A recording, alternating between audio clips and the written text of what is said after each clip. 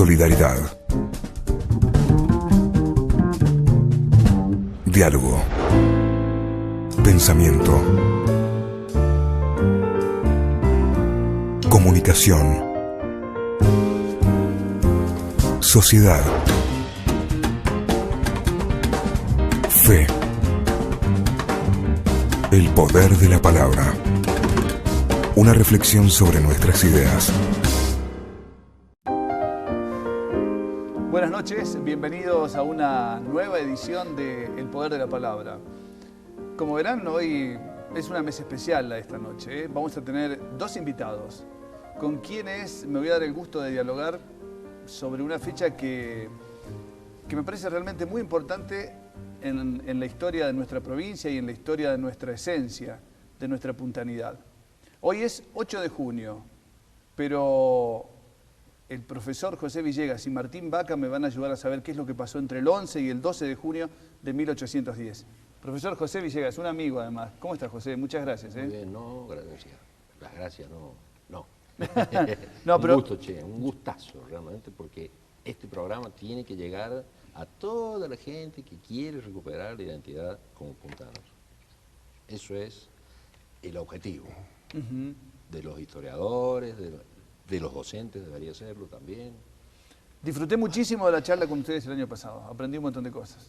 Gracias. Martín Vaca, querido, Bien. ¿cómo estás, Martín? Bien. Qué gusto. Gracias acá en tu nuevo espacio físico. Un gusto y nuevamente un gusto estar con el profesor Villegas y con vos compartiendo un poquito de la historia nuestra de San Luis, y que es tan cara para nuestros sentimientos, ¿no es cierto? Y hablando un poquito de lo que fue Mayo y lo importante que es para San Luis la Revolución de Mayo, como repercute en nuestros hombres. Estás muy elegante, Martín, ¿eh? Como siempre, con la ropa tradicional. Muchas gracias por estar esta noche aquí.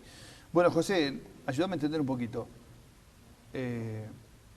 Siempre se dice, o decimos nosotros, San Luis fue la primera provincia en reconocer lo que fue la Junta de Mayo, del 25 de mayo de 1810. ¿Y esto pasó en estos 11, 12 de junio de 1810? Así es, de junio, sí, claro.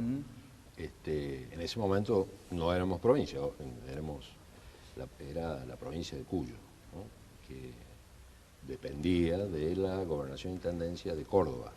El gobernador de Córdoba, Gutiérrez de la Concha, era español, realista, y tuvimos algún problema serio con ellos, ¿no?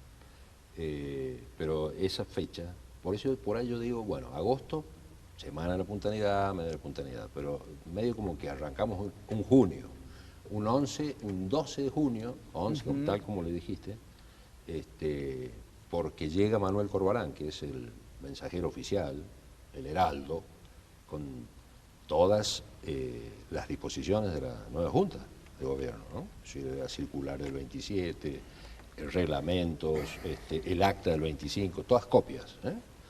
Y viene a San Luis, y hay algunos historiadores que nos discuten eso, porque en Entre Ríos fue el 3 de junio, primero porque estaba a 300 kilómetros, nosotros estamos a 1000, pero además hay un tema que hay que aclarar, porque hay dos conceptos que nosotros tenemos que tener bien en cuenta, que son reconocimiento nuestro, el Cabildo Puntano, a la Junta, ¿sí? Ciudad Cabildo nosotros.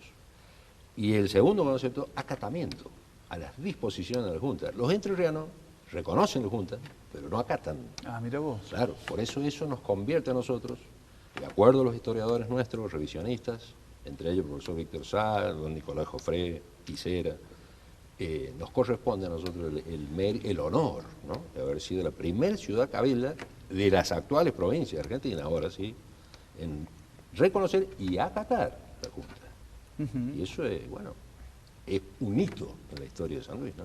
José, y que en ese entonces fuésemos solamente Ciudad Cabildo, ¿le da un poco más de valor o no? Sí, claro. Porque era como si fuesen categorías. ¿Cuál hubiese sido la nuestra? Las más categorías baja. coloniales. Claro. ¿No? ¿Cómo era? A ver, contámelo, por Y favor. bueno, la ciudad Cabildo es la más importante. Ah, Es bien. la más importante, claro. Dentro de una gran provincia, ¿no? Ajá. Como se le llamaba la provincia de Bien, Cuyo, bien. ¿cierto? Pero después tenés parajes, tenés curatos, tenés... ¿Por qué Córdoba bueno, era más importante? Porque Córdoba era la capital, en todo caso, o la capital, entre comillas, ¿no? Intendencia. de intendencia, pero absolutamente reconocida Córdoba ya era una gran ciudad, ¿no? Hasta con el Colegio Montserrat, ¿no? Naciendo la universidad, Claro. Sí, y Tucumán, las dos provincias más importantes del interior. Y el barco, que es La ciudad del barco, fundada en Tucumán, en las ruinas Santiago del Estero. de Ibatín. Ujú. Bueno, podemos dialogar, pero contame, Martín. Yo sé que vos en Salta defendías esta idea de que San Luis fue... Sí. ¿Es así? Es un poco lo que dice el profesor Villegas.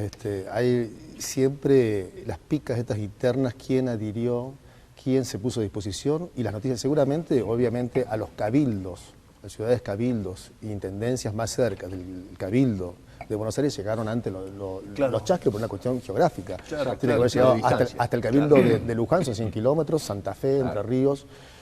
A San Luis llega el día 11 de junio, Manuel Corbalán, era mendocino, luego pasa a Mendoza, deja, pero fíjate la velocidad de San Luis, que el día 12 hacen un cabildo, ¿no es cierto?, ordinario, y ya deciden acatar y van al 30 a hacer un cabildo, ¿no es cierto?, abierto, al 30 de junio.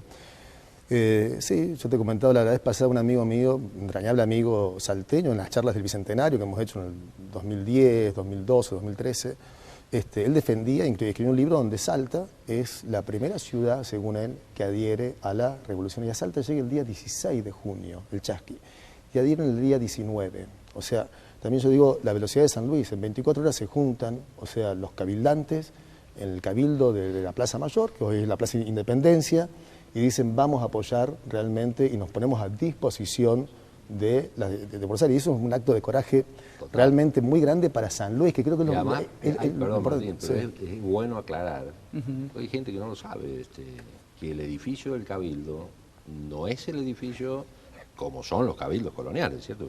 Los cabildos coloniales son todos iguales, españoles. Ajá. Nosotros no teníamos eso. Nosotros éramos ciudad cabildo, pero nuestros capitulares sesionaban en la casa de los Quiroga, dos hermanos que también son capitulares. ¿Dónde está esa casa Yo hoy en siempre- día, José? Hoy en día... Frente a Plaza Independencia. La Casa de las Frente a Culturas. En la Casa de las Culturas. La Casa de las Culturas, correcto. Que yo siempre se ríen algunos de mis alumnos porque yo digo que nosotros estábamos, como dice Martín, alertas, muy alertas a las sucesos que estaban, ¿no? Ya en Buenos Aires era un hervidero eso. Totalmente. Y estábamos muy alertas, pero también estábamos alertas acá, a que no se nos viniera el techo de la casa de los Quiroga encima, porque era un rancho. Ese era nuestro Mirá cabildo. vos. Nosotros sesionábamos en ese cabildo. Por eso, en el 2010, festejamos el Bicentenario de la Patria con ese cabildo imponente que está en la punta, ¿no? Y recordando el a gobierno- los cabildantes nuestros. Exactamente, en homenaje a los nuestros y a los de Buenos Aires también. ¿Y cuál es la importancia de esto? Que ese cabildo, que tiene 2.008 metros cuadrados, es el cabildo, es la réplica exactísima del cabildo del 10 en Buenos Aires. Hoy el cabildo aquel no, viste que tiene las arcadas Está recortado. cortadas. Claro, exacto. claro, claro. No, bueno, este es el cabildo. Así. José, ¿por qué pensás que nuestros puntanos del 1800 estuvieron tan prestos a adherir? ¿Qué pensás que pensaban ellos? ¿Cómo crees que lo han vivido ese Claro, momento? nosotros éramos una ciudad mediterránea, tal como lo decía Martín. Los salteños, por ejemplo, ya era Salta, ¿no? Y Ya era- los y tucumanos era era Tucumán. intendencia, Claro, Salta. y era intendencia. Era intendencia y era jerárquicamente superior. Y nuestra gente sentía ese ninguneo, ¿no? Que lo siguió sintiendo muchos años después, ¿no? Y demuestran con esto, tal como la celeridad. Imagínate, llega Corbalán el 11, y En el 24 horas. el 12 de la mañana están sesionando. Y el 13 también, porque el 13 ya convocan a un cabildo abierto para el 30, para elegir el primer diputado, que va a ser don Marcelino Paulet. Y es muy importante, yo creo, destacar la acción de nuestros hombres, de los puntanos, teniendo Córdoba un foco realista que había conservado y que nos manda directamente a retar. Y comienza, yo siempre digo, cuando hablamos de revolución, ¿qué quiere decir revolución? Revolución quiere decir cambio. Entonces comienza un proceso de cambio que ya venía golpeando, ¿no es cierto?, varios años atrás, desde la independencia de Estados Unidos, 1776, venía golpeando desde las invasiones inglesas, 1806, Napoleón 1807, en claro. España, venía golpeando desde la revolución de Chuquisaca, el 25 de mayo de 1809, la de La Paz, muy Es el cerquita, precursor, que es la, precursor, Interesante, antecedente. toda es la- esta seguidilla, ¿no? la- de la de Pedro- declaraciones sociales. la de Pedro Murillo, que muere el 16 de julio en La Paz, que justo aprovechan la procesión de la Virgen del Carmen y hacen la revolución ahí. Y yo digo, ¿por qué Buenos Aires explota? Se abre la brecha necesaria para comenzar la gesta de la independencia de lo que es Sudamérica. Por Buenos Aires, por ser, como decía el profesor, nosotros somos provincias mediterráneas, y Buenos Aires, al ser una ciudad puerto, está más permeable de todas las influencias extranjeras, de todo lo que pasaba en Europa. Está más permeable de abrirse, y a la vez era un virreinato muy joven, tenía menos de 40 años, poco más de 30 años. Entonces no era tan realista como los otros virreinatos. Entonces realmente estalla la mecha ahí, pero no quiere decir que quedó ahí. Comienza la revolución, que van a ser 14 años de guerra por la independencia, que están terminando casi en Junín y Ayacucho, en el 24, y algunos focos aislados que quedaron en el 1825. Pero así termina en 1824. Entonces a veces decimos, celebramos la Revolución de Mayo. A veces hay que recordarlo porque es el comienzo, ¿saben? Celebramos que vamos a luchar por nuestra independencia. Los americanos, criollos, algunos españoles que se sentían ya americanos. Pero realmente es el comienzo de una guerra declarada a muerte al realista. Y comienza con la Revolución de Mayo. Entonces San Luis tiene un valor importantísimo. Como decía el profesor, Córdoba es una intendencia dependiente de la gobernación del Tucumán y San Luis es una ciudad cabildo. Recién somos intendencia para fines del año 13, intendencia Además de nos Cuyo. amenaza, Y nos mandan a Gutiérrez. amenazar. Decías, José, vos que habíamos tenido problemas con Córdoba. ¿Cuál es ese problema? Y hay una circular que envía a San Luis, firmada por él, ¿no? Y los funcionarios, donde nos trata de díscolos, ¿no? Sí, nos mandan a retar. Desacatados, Sí. y nos amenaza con ocupar militarmente San Luis. Sí. En esa instancia, digamos, mirá, ahí está la celeridad de nuevo. Mirá cómo actúan los capitulares nuestros. Se comunican, por supuesto, chasqui de por medio, ¿no? Estamos hablando de 1810. 1810. Nada más y nada menos que con el secretario de Gobierno y Guerra de la Junta, o sea, el doctor Mariano Moreno. Y acá hay que aclarar algo. Martín está dando un concepto de la revolución, pero no para todo el mundo eso fue una revolución. Nosotros decimos que la revolución dura mientras vive Moreno. Ojo, hay tendencias en la Junta. En el seno de la Junta hay dos tendencias. Sí, comienza tendencia automáticamente. conservadora y la revolución. En el año 11 Moreno comienzan las diferencias. ¿no? Los muchachos, Castelli, French, Beruti, Vieite, bueno, toda esta gente. ¿Y sabés por qué esa gente es revolucionaria? Mira, uno de los motivos es que han estudiado abogacía no en Europa, sino en Chuquisaca. Chuquisaca. Entonces, cuando vos estás ahí siendo jovencito y ves que el indio se tiene que, enfrente se tiene que bajar de la vereda para que vos pases, ¿no? Imagínate cómo impacta todo eso en estos tipos. No es Europa, no qué es concepto, Salamanca. qué bárbaro, qué bárbaro. Claro, entonces ellos sufrían eso, ellos eran clases acomodadas, ojo. En el foro porteño, los bufetes de abogados estaban estos tipos. Castelli nunca había pisado barro, y sin embargo, mira todo Toma lo el que mando hace. del Ejército Auxiliar del Alto Perú. Claro, Es así. extraordinario, ¿no? Y luego Porredón. Y a partir de la revolución se mandan, digamos, todos los hombres de confianza revolucionarios a tomar posesiones en las diferentes ciudades, cabildos, intendencias, y se van a hacer intervenciones, literalmente. Y Ortiz de Ocampo sale de Buenos Aires armado a Córdoba, y Córdoba comenzaba una contrarrevolución. Dato ahí del libro que tenés, creo que cuenta que dice que San Luis aporta ya 150 hombres, estamos hablando en el año 10, Exacto. para esa marcha hacia el norte, ¿no es cierto? De Buenos Aires al norte ya manda hombres a Córdoba. O sea, Corríjanme solo- ustedes, perdón. También para la revolución, contra las revoluciones inglesas de 1806, las invasiones de 1806 y 1807, San Luis también manda, sí. manda soldados, manda gente. sí, señor. Milicia sería la palabra. Sí, Milicias. milicianos, voluntarios, Claro. sí, sí. Sí, milicias son Y las no pocas fuerzas. cosas, cerca de 200. más. Claro. Exactamente. Otro dato muy Martín, porque importante. decías esto del aporte de gente, ¿no? Por eso Pero me vino a la mente. totalmente. Bueno, yo creo que hay que destacar a Marcelino Poblé, que es nombrado el día 30, nuestro, digamos, legislador, que va a legislar en esa junta patria, en ese primer gobierno patrio.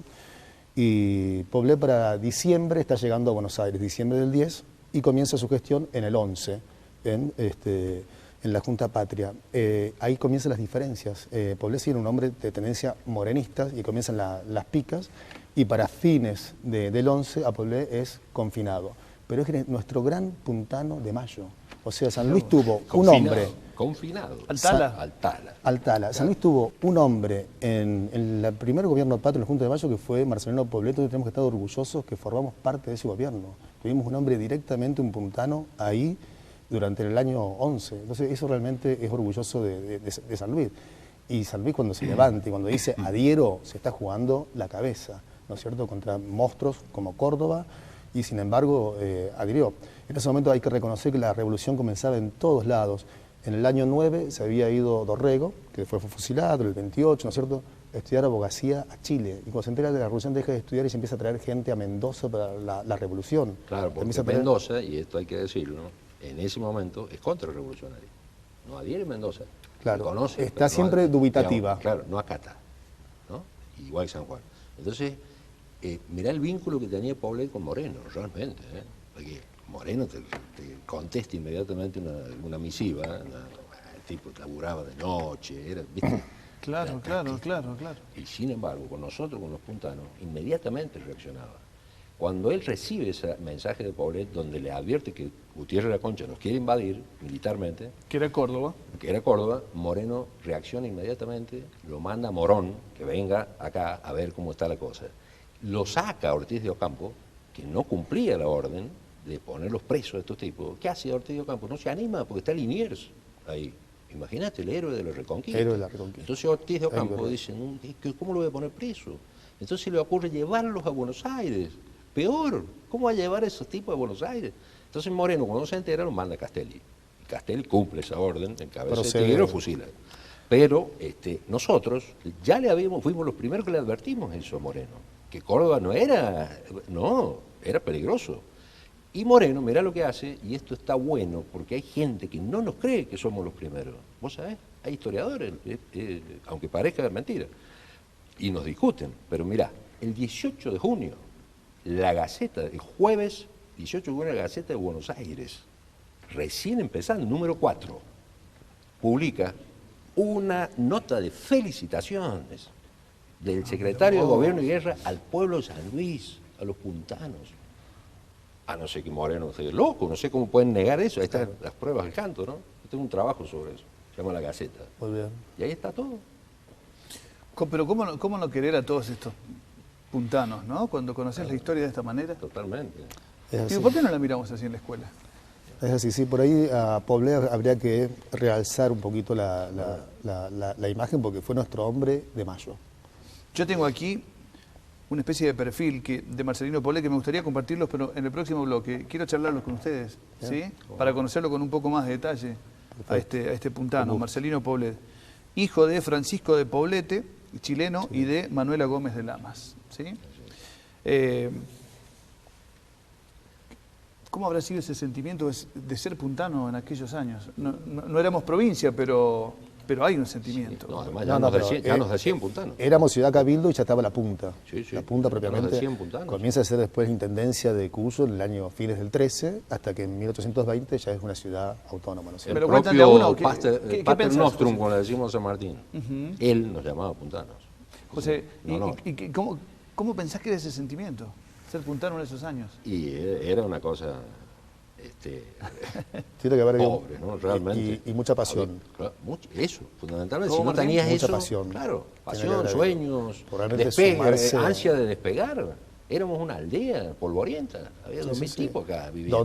Donde los censos... Había más población rural que en la ciudad de San Luis. Sí. Y el Curato de Renca tenía 4.000 y pico de habitantes, nosotros teníamos 2.000. José, creo que Juan W. Vejez cuenta que las casas de los puntanos eran casas humildes, de techos más bien bajos, y él dice, pero siempre en las casas que tenían grandes patios había un parral y una higuera. Bueno, es el patio colonial que no hasta hace muchos años en San Luis hemos tenido los fondos grandes y era el fondo, no decíamos el patio. Yo vivía en la calle Lavalle, 80 metros de fondo y era el fondo. Y atrás estaban las parras, estaba el damasco, algún higuero, una granada. Riego, los canales. Ha quedado. Pero lo que vos decías de Gés, en ese momento también se hablaba de San Luis como decir, una provincia, una ciudad cabildo muy chiquita. Hay en algunos censos que se decía la casa esta tiene el techo de bárbaro y se destacaba la que tenían techos de teja, porque eran muy pocos. Ah, mirá vos. O sea, muy pocas condiciones con techo de teja. Entonces, y esta tiene techo de teja. Claro. Me trazan así un poquito la ciudad, me ayudan, 1810. Teníamos este cabildo, que funcionaba en la casa de los Quiroga. de los Quiroga. Que tenía Plaza tejas, Independencia, pero destruida. Plaza frente a la Mayor, Plaza Plaza Independencia, Mayor. Plaza Mayor. Plaza Mayor, o Plaza de Armas, claro. Correcto.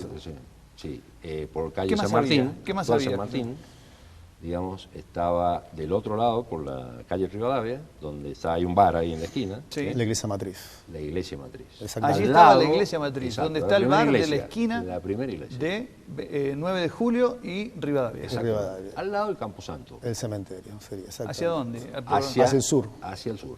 Sí. O sea, por Rivadavia. Hoy posiblemente esté Por la, Rivadavia, esté la exacto. cochera cerca del Poder Ahí está el Legislativo. Poder Judicial. El Poder Exacto. Judicial, exacto. ¿Qué había ahí en Sí, 1810? Camposanto, el cementerio. Un cementerio. Sí. Te aclaro que no se enterraba todo el mundo en el cementerio ese. No. Contame, ¿cómo es eso? Y bueno, era la gente decente, así se le llamaba, ¿no? ¿Cementerio de ricos? Y ¿O qué? más o menos, sí, una cosa. ¿Y el O de resto? No, el resto Bueno, es muy feo. Estaban los dominicos, pero todavía no tenían la relevancia que ellos tenía tenían la cofradía, eso era otra cosa. la También cofradía, hay, ¿cierto? que en un momento sí después oficia como iglesia matriz, y ahí lo importante, en los dominicos estaba lo que se llamaba la Escuela del Rey, antes de 1810. Después de la Revolución se pasa a llamar Escuela de la Patria. Obviamente en una escuela que se daba filosofía, latín, teología. ¿Ubicame geográficamente, Martín? Estamos bajando San 9 de Martín. julio. No, San Martín y 25 de mayo. 25 de mayo. Perdón, Exactamente. sí. Pero- Pero estaba la escuelita de los jesuitas, que los echaron, después que los echaron. bueno, Los jesuitas pobre. estaban donde está el Es- archivo histórico. Exactamente. San Pero Martín y 9 de julio. Los dominicos tenían la escuela que se llamaba Escuela del Rey porque todavía estaba el rey. Perdón, Entonces, pero si yo no- antes de si no 1810. mal- Esa se Interpreta la lo- entregó el virrey Vértiz. José, si no malinterpreto lo que he leído en este libro de Gess, los echaron a los jesuitas porque por avaros. No. De ninguna manera. No, ¿No? Los echaron por libertarios. A ver, ¿cómo es? Jesuitas son una orden superhumanista, Pero los comparativamente acusan hablando. de cortar los canales de agua, de cerrar y que solo sus eso- sembradíos eso- son los no, que... es un mito, No. eso no es así. Los jesuitas tenían, mira, la obra del jesuita es la educación. Sí. Primero, prioridad total. Mirá la anécdota esta. Desde ya te digo que eso no es así, lo de los canales no es así, no hay pruebas, no hay nada. Ellos estaban en 9 de julio y San Martín. ¿Qué tenían ahí? Bueno, tenían la capillita, como son ellos, ¿no? Muy austeros, una biblioteca y la escuela. Y te voy a decir algo de la biblioteca, que es tremendo. Cuando ellos se van, no se pueden llevar, había 260 libros. ¿Viste esos libros gigantes? Sí, claro. Bien. Dentro de ese patrimonio bibliográfico que ellos tenían, había 3 originales del padre Francisco Suárez, nada más y nada menos, de uno de los padres de los jesuitas americanos, ¿no? Cuando ellos se van, esa biblioteca, por orden del virrey, pasa al frente, a los dominicos. Bueno, no sabemos dónde está la biblioteca. No está, por ningún lado. Pero imagínate lo que era esa biblioteca, latín, griego, gramática, matemática, etcétera. Y ellos tenían una escuelita y enseñaban a los chicos ahí, que vendría a ser una especie de antecedente de lo que era educación pública, porque no cobraban. José, La ¿quién los educación echa? siempre se cobraba acá, ¿eh? ¿Por qué Ojo. los echan? ¿Quién los echa? Y Carlos III, el rey de España, que en ese momento se alía con Portugal, mirá, los dos imperios que eran enemigos, esta vez se hacen amigos, aliados, para poder expulsar a la orden de toda América, no de San Luis, de toda América. Ahora, ¿por qué se alían? Porque necesitan fuerza militar. Los jesuitas, sobre todo en lo que se llama el escudo guaranítico, todo lo que es el Paraguay, toda la calle del litoral, se resisten. ¿De qué manera? Armados con los indios y se pelean contra los ejércitos español y portugués, imagínate, los masacran. Claro. Tremendo. O sea, el jesuita es un cura guerrero, en este caso. Los otros que no querían tomar las armas, se fueron y dejaron todo. Las reducciones, que le llaman las reducciones, eran lugares fantásticos. Los jesuitas son humanistas. ¿Por qué los paraguayos hablan guaraní? Porque los jesuitas Respetaron el guaraní. jamás intentaron arrebatarle su lengua. No. Ellos aprendieron guaraní. El paraguayo es bilingüe, habla guaraní y castellano. El jesuita, que vivía en esa zona, era bilingüe también, aprendió el guaraní. Eso te da una pauta de que era una orden muy distinta a las otras. Entonces, cuando a veces se habla mal de los jesuitas, yo calculo que debe ser, y creo que con Martín Interés. coincidimos, por ignorancia. o por, no sé. Mira vos. Y hay intereses. Aparte, bueno, ellos comienzan, ¿no es cierto? No digo a faltar, pero no a ser tan obedientes al virrey, Bueno, claro. a los virreyes y a la corona. Entonces eso sí molesta, pero bueno. ¿Cómo, estuvieron en San Luis. cómo no enamorarse de esto? Por eso los echaron, somos, porque ¿no? los encomenderos no tenían indios. El encomendero se quedaba sin la mano de obra esclava prácticamente, porque los curas los tenían ellos y los hacían trabajar, y trabajaban ellos. Mira, la economía presocialista de los jesuitas es muy simple. Le decían a los indios, a los guaraníes, y digo indios con todo el respeto del mundo, por y todo, porque se puede decir aparte. Sí, sí. Chicos, ustedes, el producto de lo que ustedes trabajan en la tierra, nosotros vamos a hacer así, nos vamos a organizar y vamos a hacer así. Este es el campo de los hombres y este es el campo de Dios. Entonces, el resultado de tu producción tiene un porcentaje y hay otro porcentaje que va al campo de Dios. ¿Qué era eso? Inversión. Invertían en obras, en construcciones, en arte, en música, en literatura. Los indiecitos guaraníes formaban coros, tocaban el oboe. Entonces, bueno, tan malos eran los jesuitas. No quisiera cortar, pero tengo que hacer una pausa. ¿Sí? Volvemos enseguida, gracias.